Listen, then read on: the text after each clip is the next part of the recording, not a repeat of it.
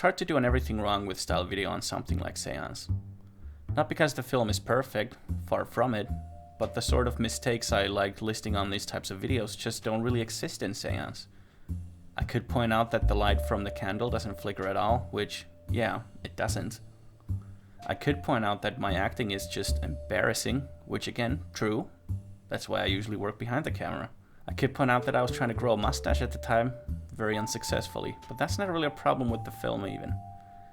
The sound editing isn't great, which is probably the biggest wrong of the film. But that's like, what, 4 things? What makes this film hard to do a list like that on isn't because it's better than the rest of the stuff I've made. It's because it was made in a pretty foolproof way. It's extremely simple, consisting mostly of shot reverse shots. There's only one camera move in the whole thing, and it's the very first shot of the film.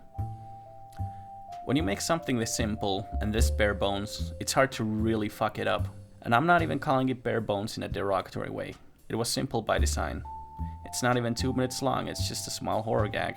A lot of what led to this foolproof way of making it was that it was just me and my friend, Nora, making it. When I'm in front of the camera, she's behind it. When she's on screen, I'm the one filming.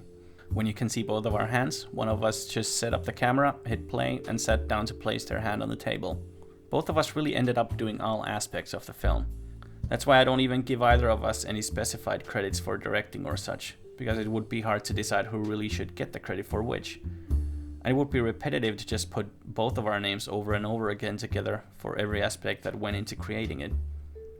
I can't even claim that I wrote it. There was no script, just a list of shots that we needed to take.